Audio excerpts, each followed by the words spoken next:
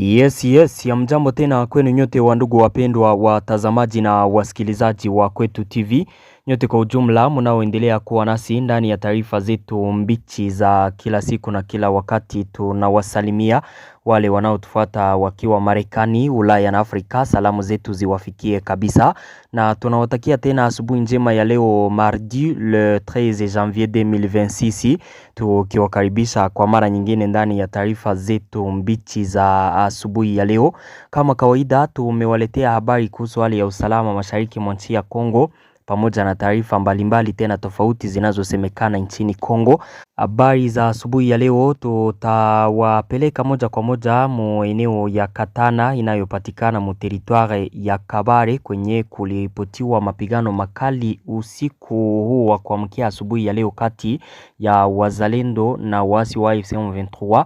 Wazalendo waliataka AFC M23 kuanzia kona zote pale Katana, na tutawapeleka mjini Uvira kwenye mkutano wa kimataifa wa mkoa wa maziwa makuu unaandaa namna ya kuleta wanajeshi hapo mjini Uvira, wanajeshi ambao hawatakuwa wakitumika na pande yoyote kati ya AFC M23 na jeshi la Kongo FARDC ili kukontrole mji wa Uvira, na wanajeshi hao ndio ambao watakuwa waangalizi kati ya pande mbili kuhusu usitishaji vita na makubaliano ambayo waliyakubaliana. Na tutawapeleka moja kwa moja mu territoire ya Mambasa, huko ni mu province ya Ituri kwenye zaidi ya watu 20 walifariki kutokana na mapigano kati ya FARDC na kundi lenye silaha la ADF. Kama kawaida tumewaletea habari mingi tena mbichi. Mnayoifuata ni Kwetu TV, ni channel inayowaletea taarifa za kweli tena zenye uhakika na za kuaminika kutoka mashariki mwa nchi ya Kongo. Tunawaomba kusubscribe, yani kujiabone, ili kukuwa nazipata habari zetu zote. Muendelee kucomment na kuzilike habari hizi pia na kuzisambaza kwa walio wengi ziwafikie. Mkumbuke kujiunga nasi na grupe yetu ya WhatsApp ili kukuwa nazipata taarifa zetu zote kwa wakati. Namna ya kujiunga nasi na grupe yetu ya WhatsApp, gusa hapo kwenye titre, pale chini ya titre mu description utapata linki ama lie ya grupe yetu ya WhatsApp. Ujiunge kupitia linki hiyo, bila shaka utakuwa ukizipata habari zetu zote kwa wakati. Na bila kupoteza wakati tufungue ukurasa wetu wa habari, ambapo tutawapeleka moja kwa moja ndani ya Katana. Masasi ilianza kusikika saa 4 usiku. Vyanzo vyetu kutoka hapo Katana vinatuambia ya kwamba wazalendo walitokea mkwei tofauti wakaatakia AFC M23 pale Katana. Makundi ya kizalendo yalitokea ndani ya maeneo kwanza ya parke ya Kauzi Biega pale muaxe Katana ukielekea kule maeneo ya Mbayo, donko ukitoka Katana maeneo ya Mbayo. Kwengine kwenye walitokea ni maeneo yanayoelekea Kabusho, axe Katana Kabusho kule nako walitokea hapo wakatakia alafua AFC M23 ndani ya mungini wa Katana. Katana inapatikana mu territoire ya Kabare, kilomita chache na eneo ya Kavumo. Mapigano hayo yalidumu sana kwa sababu wazalendo walikuwa wakijaribu kuyekipere eneo ya Katana. Wazalendo kutokea mkwe hizo zote walishuka wote alafua wakaanza kuwashambulia waasi wa AFC M23 hapo Katana usiku wa jana wa kuamkia hii asubuhi ya leo. Ilikuwa saa 4 ndipo masasi ilianza kusikika hapo Katana. Wakaji wa pale Katana wakajificha chini ya kitanda. Ilikuwa ni usiku deja, walikuwa waisha lala. Wakati masasi ilianza wakajificha chini ya vitanda kwa sababu mambo yalikuwa yameharibika. Mashambulizi yaliendelea saa 5, saa 6, ikafika hata saa 7, na wako na pigana pale. Wazalendo ambao waliatake wakijaribu kuirekipere eneo ya Katana hawakufanikiwa. AFC M23 ili warepuse wakaondoka tena pale Katana, wakarejea maeneo yao. Wakati wa kuondoka kwao, wazalendo hawakuondoka hivyo tu, kwa sababu waliwakamata watu ambao wanasaidia AFC M23 wakiwa wakaaji wa Katana. Wakati walikuwa wakiondoka Katana baada ya kupigana na AFC M23 bila mafanikio ya kukamata Katana, waliondoka pale wakarejea mu defense zao muparike ya Kauzi Biega, wengine kule Kabushwa, na wakawabeba watu wawili ambao wanashukiwa kuwa ni wasaidizi wa AFC M23, na hawa watu wamekamatwa baada ya ingine operation ambayo wazalendo walifanyaka ndani ya Nyantende. Ni hivi juzi ambapo wazalendo waliwashambuliaka wasi wa AFC M23 Nyantende na wakamkamata mtu ambaye alikuwa msaliti wao. Usiku huu wa kuamkia asubuhi ya leo nako walipigana na AFC M23 Katana, wakakamata watu wawili ambao ni wasaliti wanasaidia AFC M23 kwa kuambia pale kwenye wazalendo wako, donc organization zote za wazalendo, na kuwasaidia wakati wa vita, kwa sababu wanawaambiaka njia za kupita ili wafikie wazalendo bila kujua, donc ile madebordement. Na operasyon hizi wazalendo wako nazifanya baada ya kuambia population wa Sud Kivu, wale wote ambao wanasaidia AFC M23 ya kwamba wanapaswa kusimamisha hayo ama wakuje kukutana na matatizo. Hao sasa ambao hawakusimamishaka kusaidia AFC M23 njo wale ambao wako na kamatwa usiku na mchana na wazalendo. Wasaliti kwa sasa hawana bahati, wazalendo wako na wawinda juu chini. Hapo ni Katana kwenye wazalendo waliatakia AFC M23 wakijaribu kurekipere eneo hiyo ya Katana, ila wakufanikiwa, na waliwakamata watu wawili ambao ni wasaliti, donc watu ambao walikuwa wakisaidia AFC M23. Tuendelee na taarifa zetu. Tuachane na hapo Katana. Asubuhi ya leo hali ni ya utulivu, wakaji wana wasiwasi sana kutokana na hali kama na hiyo, na hapo Katana si mara ya kwanza au ya pili na hata si ya tatu wazalendo kuatake pale wakipigana na AFC M23. Hivi juzi maeneo yanayoelekea huko Kabushwa walipiganaka baada ya wanajeshi wawili wa AFC M23 kuuawa na wazalendo wakati walikuwa wakipia. Donc hata kama Katana niko mikono ya AFC M23, wazalendo wanaendelea kukua wengi pale na kukua nafika ndani ya Katana ni rahisi kwao. Donc Katana kabisa wazalendo wanakuwaka preza pale, ndio maana kuna kuwaka mapambano ya hapa na pale kati ya pande mbili. Tuendelee na taarifa zetu, tuwapeleke mjini Uvira. Ndani ya mji wa Uvira ni ya kwamba ile mkutano wa kimataifa wa mkoa wa maziwa makuu CIRGL inaandaa namna ya kuwaleta wanajeshi ndani ya mji wa Uvira ambao watakontrole mji wa Uvira, AFC M23 itoke hapo. Kama ukumbusho, wakati AFC M23 ilitangazaka kujiondoa mjini Uvira, iliombaka wapatanishi wa AFC M23 na gouvernement ya Kongo ya kwamba wakati wataondoka pale kuandaliwe wanajeshi ambao watakontrole mji wa Uvira, FARDC na wazalendo wasije wakakamata mji huo.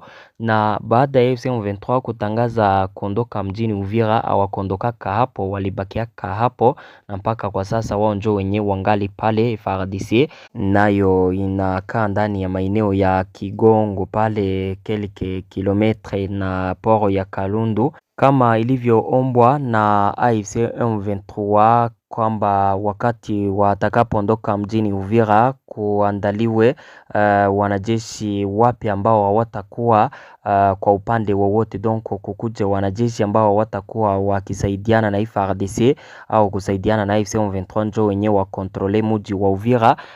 Ile nani sasa CIRGL, mkutano wa kimataifa wa mkoa wa maziwa makuu, ambayo ni shirika la kikanda linalounganisha nchi za eneo la maziwa makuu barani Afrika, hasa ili kukuza amani, usalama pamoja na maendeleo.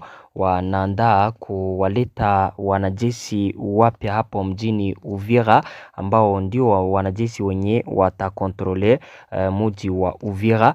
Wanajeshi hao wataongozwa na wanajeshi kutoka nchi tofauti. Hii CIRGL inafanywa na nchi kama Angola, Burundi, Republique Centrafricaine, Republique du Congo, Republique Democratique du Congo, Kenya, Rwanda, Sudan du Sud, Sudan, Tanzania, Uganda na Zambia. Hizo nchi zote sasa ndio zenye ziko naandaa kuwaleta wanajeshi hapo mjini Uvira, wanajeshi ambao hawatasaidia pande yoyote.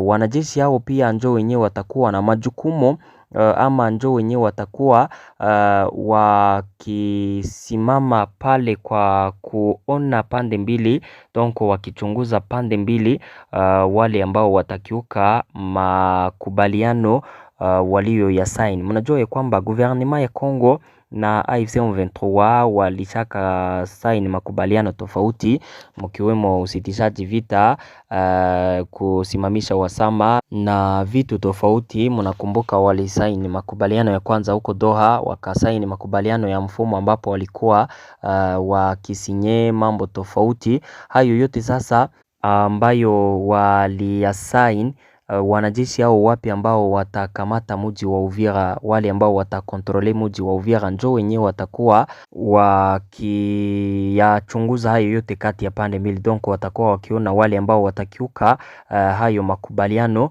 na wale wanajeshi njo wenyewe watakuwa na pana raporo yote kwa wapatanishi na hata kwa mkutano wa mkoa wa maziwa makuu, donc mkutano wa kimataifa wa mkoa wa maziwa makuu CIRGL, kama association ama shirika ambalo litakuwa limeandaa jeshi hilo. Na kwenye uwanja wa vita hapo territoire ya Uvira hakuna mapigano yanayoripotiwa hapo tangu jana. Hali ni ya utulivu pale kwenye ligne de front, eneo za Kabimba, Katongo pale, donc maeneo ya Kigongo hakuna mapigano. FARDC inaendelea kuzimiliki pozisio zao kuanzia pale Kigongo kurudia nyuma maeneo ya Kasekezi, Makobola, na hiyo AFC M23 inaendelea kukaa pale Kabimba kurudi nyuma Kalundu na mpaka mji wote wa Uvira. Upande mwingine mu territoire ya Fizi, siku ya leo Generale Amuli ya Kutumba, kiongozi wa wazalendo wa SNPCC, atawaongelesha wakaji wa Fizi. Ni kupitia tangazo ya siku ya jana iliyosainiwa na kiongozi wa territoire ya Fizi Kalonji Badibanga Sami, ambaye aliwaita wakaaji wote na makominote yote yanayoishi huko Fizi, kominote ya Wabembe, Wanyindu, Wavira, Wabuyu, Walega, Washi, Wafuliro na Wazoba wote wanahitajika pale kubiro ya territoire ya Fizi ili kupatana na kiongozi wa SNPCC Generale Amuli ya Kutumba. Huyu Generale nadhani ya kwamba mnamjua sana. Generale ya Kutumba yeye ni mzaliwa wa huko Fizi. Huyo alipiganaka vita depuis zamani kwenye uongozi wake ancien president Joseph Kabila, na wakati vita hivi vya AFC M23 viliingiaka mu province ya Sud Kivu, akapigana depuis huko Bukavu wako muvita, na mpaka kwa sasa wanaendelea kupigana vita wakipigania nchi ya Kongo. wakipigana na waasi wa AFC M23. Huyu generali sasa siku ya leo 12h atapatana na wakaaji wote pale Fizi ili kuwapa mesaji ambayo aliwaandalia wote wale viongozi tofauti wa pale Fizi na makomunote tofauti yote ambayo aliyaita wanahitajika hapo ili wasikie ni kipi ambacho atawaambia. Tuendelee na taarifa zetu, tuwapeleke ndani ya Ituri, province ya Ituri mo territoire ya Mambasa. Watu wasiopungua 20 wafariki na wengine kadhaa kujeruhiwa vibaya katika mapigano kati ya FARDC na ADF.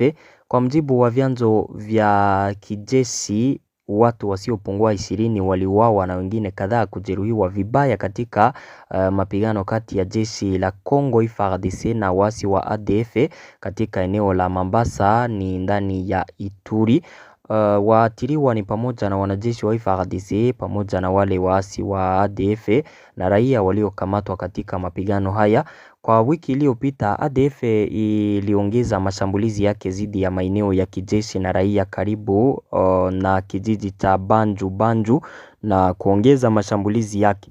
Makundi yanayokimbia operation za pamoja za FARDC na UPDF yanarudi nyuma kuelekea mlima wa Hoyo, Mungamba na Idoho katika eneo la Irumu, yakiwatoza wakulima kodi haramu na kusababisha hofu katika njia ya kitaifa ya 4. Jumatano iliyopita vifo 10 vilirekodiwa huko Banju na Kolokolo. Siku ya Ijumaa wanajeshi 5 FARDC na raia 6 waliuawa katika shambulio lingine huko, takribani 10 wakijeruhiwa wakiwa wametawanyika kote katika eneo la ufalme wa Babila Bakwanza, kilomita 100 kutoka Bunia. ADF wameepuka msako ulioanzishwa mwezi mmoja uliopita.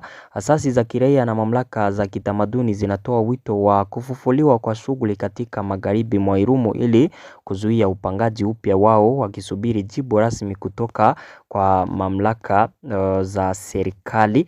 Hapo ni ndani ya Ituri ambapo kutokana na mapigano yaliyozuka kati ya ADF na FARDC huko Mambasa yalisababisha vifo vya watu zaidi 20 mkiwemo wanajeshi wa FARDC, wanamgambo wa ADF na hata population, donc raia ambao walikuwa wakijikuta ndani ya mapigano hayo.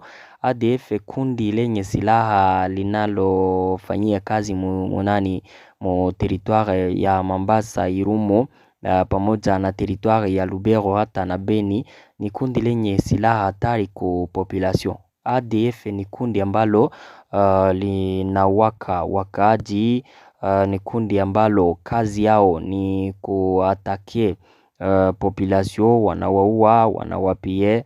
Donc ni kundi lenye silaha hatari ku population, wakaaji kabisa.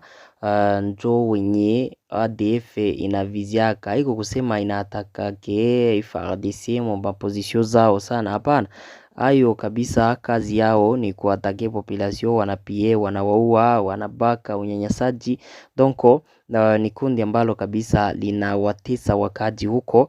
FARDC inapaswa kulishughulikia kundi hilo ili kumaliza kabisa kundi hilo la ADF huko maeneo ya Ituri, maeneo ya territoire ya Mambasa, territoire ya Irumu, territoire ya Jugu, kule mo territoire ya Lubero na hata Beni, kwa sababu population kabisa wanateseka na ADF ikaisha kabisa huko. Wakaaji wa kule wanaweza wakapata amani. ADF kabisa FARDC inapaswa kuishughulikia, wanaimaliza ndani ya maeneo hayo, kwa sababu population wanawawaka kila siku, wanateswa, wananyanganywa vyao, vijiji vinachomwa moto, wanakimbilia, wanakuwa wakimbizi kutokana na kuwa hawana kwa kuishi. ADF ishaka choma vitu vyao vyote. Donc ADF kabisa ni kundi hatari ku population huko, ndio maana wanataka mamlaka ya serikali kushughulikia ADF ndani ya operation Shujaa, ambapo wanasaidiana na UPDF, jeshi la Uganda, waendelee kufanya operasyon, wawinde kabisa, wamalize kule pui amani ipatikane. Asante ndugu zangu, hizo ndizo habari ambazo nilikuwa nimewaletea, na washukuru sana, nikiwaomba kuendelea pia kuzisambaza habari hizi kwa walio wengi. Tupatane ndani ya taarifa zifuatazo, habari za mchana. Merci beaucoup.